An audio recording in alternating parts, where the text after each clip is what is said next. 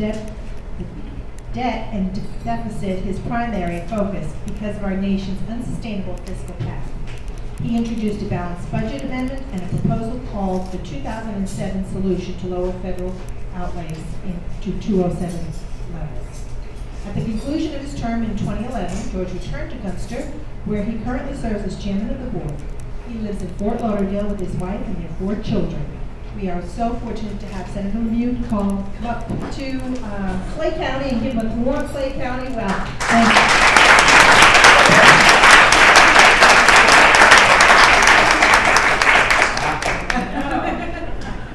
Does this entail some type of commitment?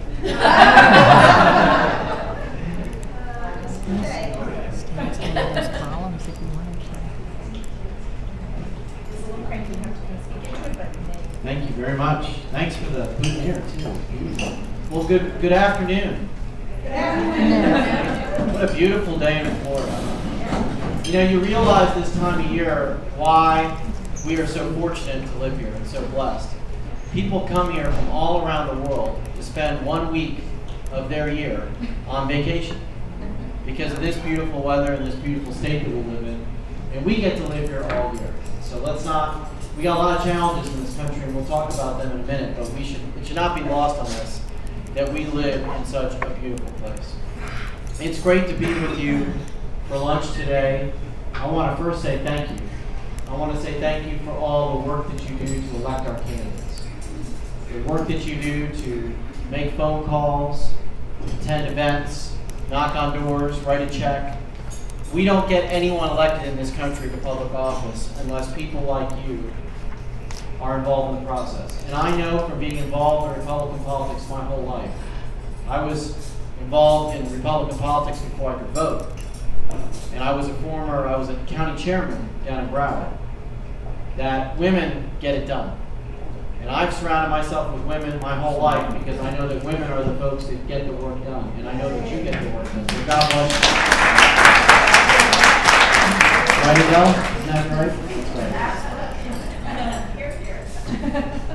My time in the Senate finished in January. I'm back in private life now. But when you come to the end of something, you oftentimes think about beginnings. And it wasn't that long ago that I had gotten the news that I would be filling the term of Senator Martinez for 16 months. Now, folks who just got elected here in November had 2.5 months to transition. I had 2.5 weeks. People said, how do you do that? Well, when thrown in the swimming pool, you have 2 choices. And we chose to swim. But I'll never forget the first time I went to Washington as the senator designate, and I met with the folks who are in the office of Senator Martinez, some of whom were going to stay with me. Adele, thankfully, stayed with me and helped me here in North Florida. And I went over to the Capitol to meet with the folks that run the actual operations on the Senate floor. It's just like any other beginning of a new job. You have to learn how things work. And I met with the gentleman who was the secretary for the minority. If you think of that scene when you see the Senate chambers, there are 2 tables in front of the dais. One is where the majority secretary sits, one is where the minority secretary sits. It's been this way for time immemorial. This gentleman is the secretary for the Republicans. Minority now, majority soon. And he was talking to me about the logistics of how things work as a senator. And at the end of the meeting he said, well, Senator, which was strange for me to hear at the time, let's go down on the floor. And I wasn't ready that moment for that to happen. I didn't know that it would happen that day. But I walked down, and there we walked through the double doors, and there I was standing on the floor of the world's greatest deliberative body. And you look up, and there's the dais, and in that seat sits the Vice President of the United States. Under our Constitution, it's the Vice President who's the President of the Senate. He's not there every day. But you'll remember that he casts the deciding vote if there's a tie. If it's a 50-50 vote, the Vice President comes in and casts the deciding vote. You might remember Vice President Cheney did that a few times. And because the Vice President is the President of the Senate, around the top of the chamber are the busts of the former Vice President. And right above the dais is Adams and Jefferson, the first 2 Vice Presidents of the United States. And when you look around the room, you see the chairs and the desks. And there's only 100. And those desks are more than 100 years old. And behind those desks stood men like Henry Clay, and Daniel Webster, and John Calhoun, and Harry Truman, and Jack Kennedy. So he took me over to the desk that I would sit at. And he said, Senator, this is where you will sit at, and this is where you will advocate on behalf of the people of Florida. And he showed me the microphone that you pull out of the side and put in your pocket.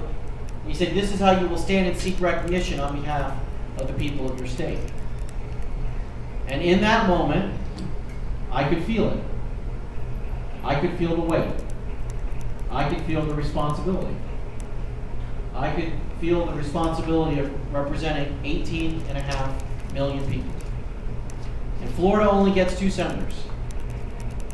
And Lord knows the other senator, Bill Nelson, wasn't going to represent our values. Rhode Island gets 2 senators. Montana gets 2 senators. States whose population we could stick in the corner of some of our counties. So I knew I had to work extra hard. So I went back to the office and I said to the folks that I work with, I want to get 6 years out of 16 months. And they rolled their eyes a little. But we tried to do that.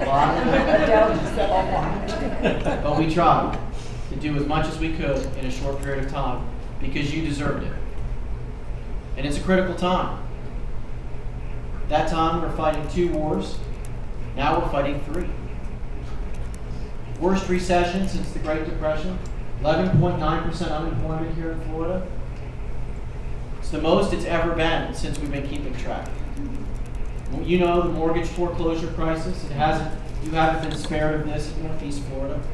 We're the 2nd worst or 3rd worst in the country, depending upon who you talk to. I saw a statistic yesterday that 1 out of every 6 homes in Florida is vacant.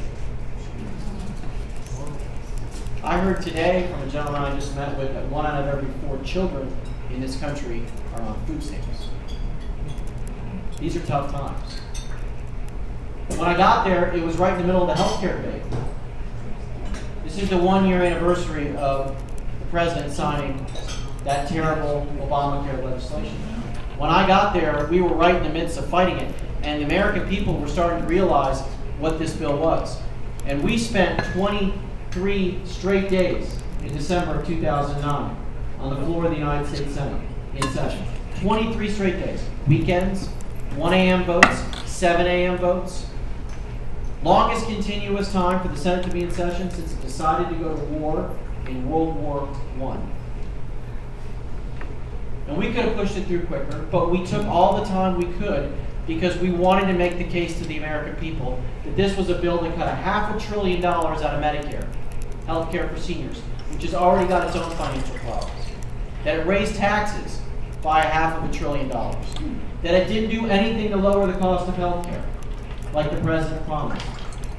That it was going to be a $1 trillion new entitlement program that we couldn't afford, and it was unconstitutional in putting a mandate upon people to make them buy health insurance, penalize them far beyond the limits of what our founders granted to the power of the federal government.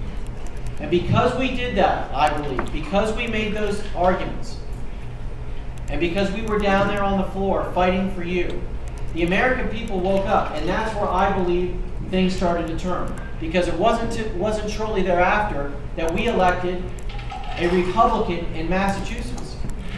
Scott Brown took the seat that Ted Kennedy had. It gives me hope for Broward County. We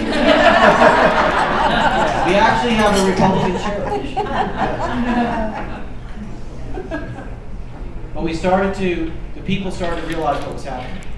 And we fought the other fights. We fought against this Dodd-Frank financial regulatory bill that creates this regulatory czar. You'll hear more about that in the future because that's a disaster in the making as well. Another 2,300-page bill. And we fought against this debt and deficit. And I want you to know the thing that I committed myself most to was fighting against the spending of your government. The thing that shocked me the most is the way this government misspends your money. And it is far worse than you know, unfortunately. As bad as you think it is, it's worse. No one even knows what we're spending the money on. It is a snowball that is rolling down the hill. It is propelled by its own motion. You hear this about the federal budget. There is no budget. Budget implies a rational process that looks at what you take in versus what you spend. They don't look at what they take in when they do the budget. They take what they spent last year and they add to it. The debt in 2011 is $1.65 trillion.